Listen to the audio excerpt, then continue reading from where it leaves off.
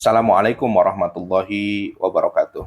Setelah kita membahas tentang pembagian fiil dari segi waktunya, yaitu ada fiil madi, fiil mudhari, dan fiil amr.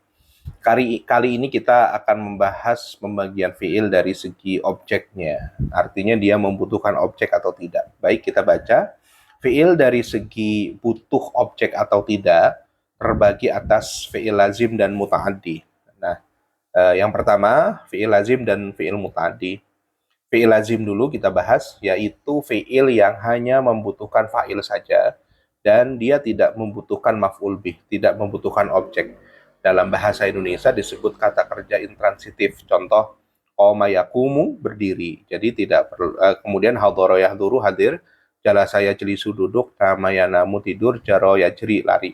Nah, contoh kita ambil lafaz hadhara. Hadharul ustad, ustad hadir. Nah, dari kalimat di atas dengan menggunakan fiil lafaz hadhara ini sudah cukup difahami tanpa kita bertanya hadir apa.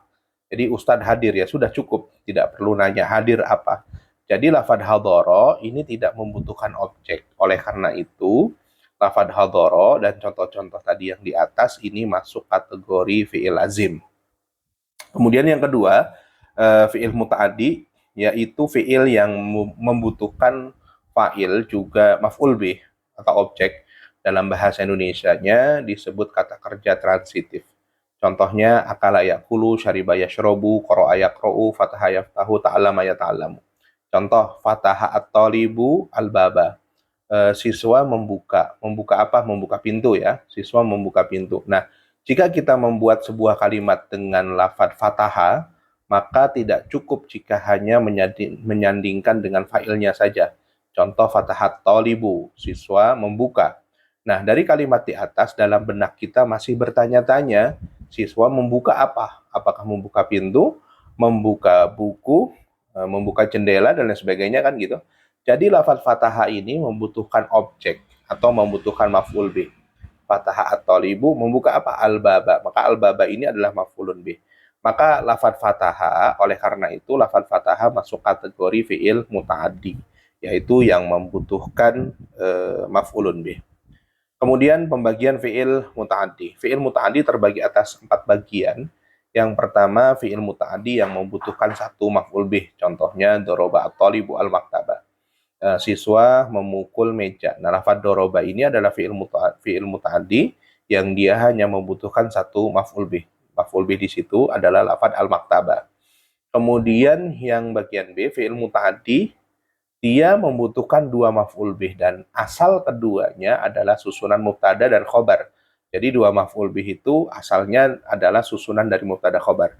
Fi'il-fi'ilnya diantaranya adalah yang pertama, fi'il yang menunjukkan kebimbangan namun kemungkinan benar, diantaranya zonna ya, mengira, hasiba mengira, khola, za'ama, ja'ala, ada, haja, dan hab. Nanti tinggal dilihat artinya di kamus. Kemudian fi'il yang menunjukkan keyakinan, diantaranya ro'a, alima, wajada, alfa, daro, dan ta'alama. Kemudian tiga, fi'il yang berarti mengubah sesuatu dari satu keadaan ke keadaan yang lain. Contohnya rodda, taroka, takhidha, ittakhoda, ja'ala, dan wahaba. Contohnya gini, wajadtu al-faragha mafsadatan.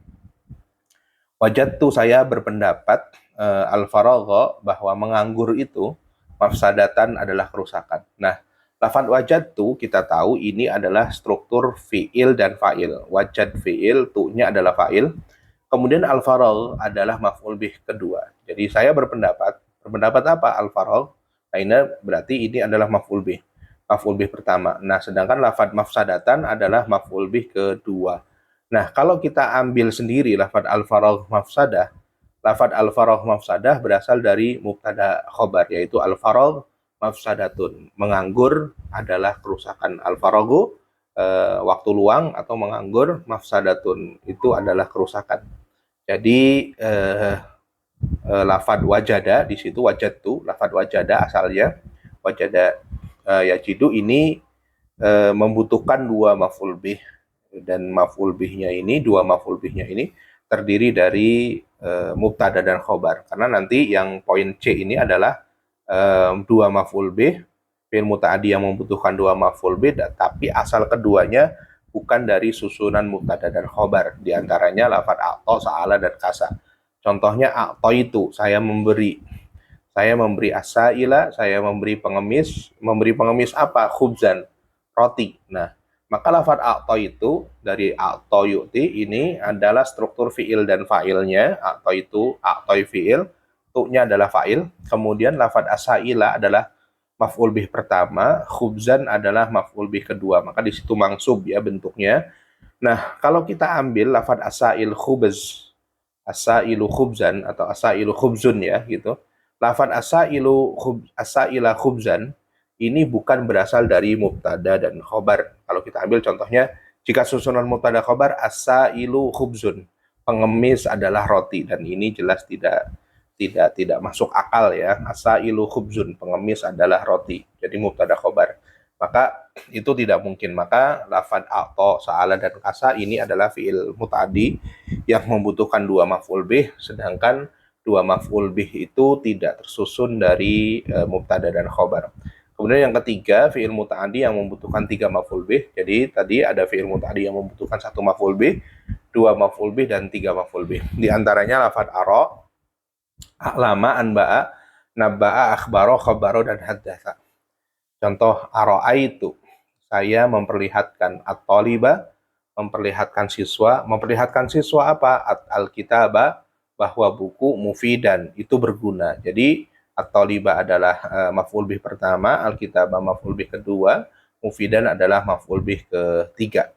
Akhbar tuh, saya memberitahu at-taliba kepada talib, al-la'ba, bahwa permainan, mufidan, itu berguna. Kemudian poin ketiga, mengubah fi'il lazim ke fi'il muta'addi. Fi'il lazim dapat diubah kepada fi'il muta'addi dengan bentuk berikut. Yang pertama dengan wazan af'ala. Contoh lafadz khoroja ya. Khoroja, keluar, ini kan lazim ya. Contohnya khoroja at-talibu, siswa keluar. Maka diubah menjadi muta'addi dengan wazan af'ala, khoroja, maka berubah menjadi akhroja. Af'ala ya, dengan wazan af'ala, jadi khoroja menjadi akhroja. Nah, ketika khoroja artinya keluar, maka akhroja artinya mengeluarkan. Sehingga kita buat contoh, akhrojal ustadu, ustadz mengeluarkan. Mengeluarkan siapa? At-taliba, mengeluarkan siswa. Maka akhroja menjadi fi'il muta'addi tentunya. Kemudian contoh lain, perubahan fi'il lazim ke fi'il muta'addi. Contoh saro, berjalan, diubah menjadi wazan af'ala menjadi asro. Memperjalankan, koma, berdiri, diubah menjadi muta'addi dengan lafadz af'ala menjadi akoma. Jalasa, ajlasa, karuma, mulia, akroma, memuliakan, dakhola, masuk, adkhola, memasukkan. Kemudian selain dengan wazan af'ala, perubahan fi'il lazim ke fi'il muta'addi dengan wazan fa'ala, dengan tasdid ya.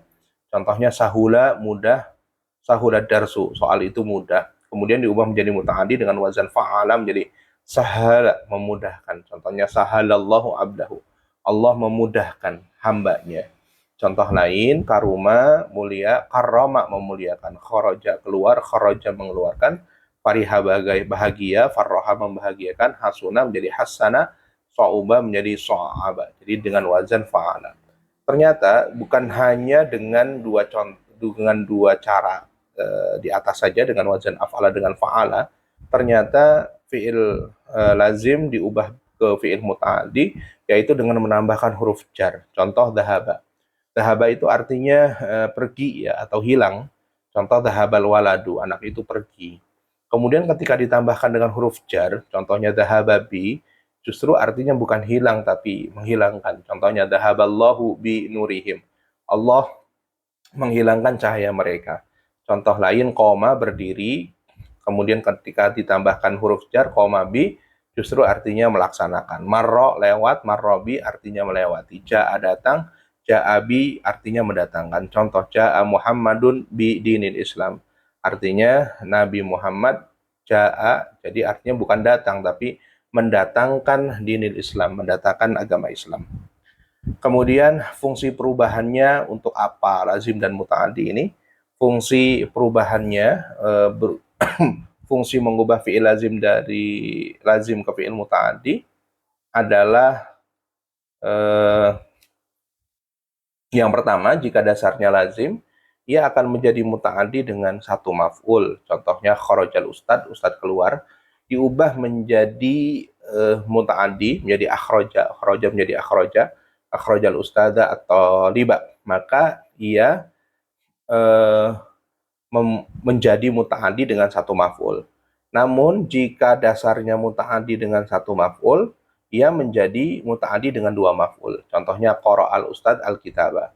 Ustad membaca buku. Kemudian diubah ke wazan aqra'a ya, dengan mengubah ke muta'addi lagi lah, ibaratnya dengan wazan af'ala tadi. Qara'a kan sudah, sebenarnya qara'a sudah muta'addi, kemudian diubah dengan wazan af'ala, aqra'a, maka yang tadinya membutuhkan satu maf'ul bih, al-kitaba, ternyata menjadi membutuhkan dua maf'ul bih. Aqra'al ustad, ustad membacakan. Kalau tadi membaca, sekarang membacakan. Ustad membacakan. Membacakan siapa? Membacakan siswa, al-kitaba, sebuah buku. Jadi membutuhkan dua maf'ul bih. Kemudian ternyata kalau tadi kita membahas tentang perubahan dari lazim ke muta'addi, ternyata fi'il muta'addi pun bisa diubah kepada lazim. Ada pula perubahan dari fi'il muta'addi ke fi'il lazim, yaitu dengan menggunakan wazan berikut. Contohnya, jama'ah itu kan mengumpulkan. Jama'ah ar-rajulu al-mala, lelaki mengumpulkan harta. Kemudian diubah dengan wazan tafa'ala, tajamma'a. Maka tajamma' al-malu, harta berkumpul. Kasarol waladu az-zujaja, memecahkan, anak memecahkan kaca. Dia membutuhkan maf'ul bih, yaitu az-zujaja. Diubah menjadi wazan infa'ala, kasaro menjadi infa'ala, menjadi inkasaro. Artinya inkasaro zujaj, kaca menjadi pecah. Jama'al ustad at-taliba, ustad mengumpulkan siswa, diubah menjadi wazan ifta'ala, ijtama'a, ijtama'at talib, siswa menjadi berkumpul. Sawadal abu asy'ara, bapak menghitamkan rambut, diubah menjadi if'ala, menjadi iswadda, rambut menjadi menghitam gitu. Bayyadal abu asy'ara, bapak memutihkan rambut, diubah menjadi if'ala, menjadi ibyadda asy'aru, rambut jadi sangat putih. Tom ana, menentramkan, kemudian diubah menjadi wazan if'alalla, itma'anna, menjadi tentram. Kemudian dakhroja, menggulirkan, kemudian diubah menjadi tafa'lala, tadahrojat al-quratu, bola bergulir. Tentunya berubah menjadi tadahrojat karena al-quratu adalah mu'annas, maka menjadi tadahrojat bukan tadahroja. Itu gambarannya tentang fi'il lazim dan fi'il muta'addi. Kemudian nanti kita akan lanjutkan di pembagian fi'il dari segi pelakunya, yaitu fi'il maklum dan fi'il majhul. Semoga bermanfaat. Assalamualaikum warahmatullahi wabarakatuh.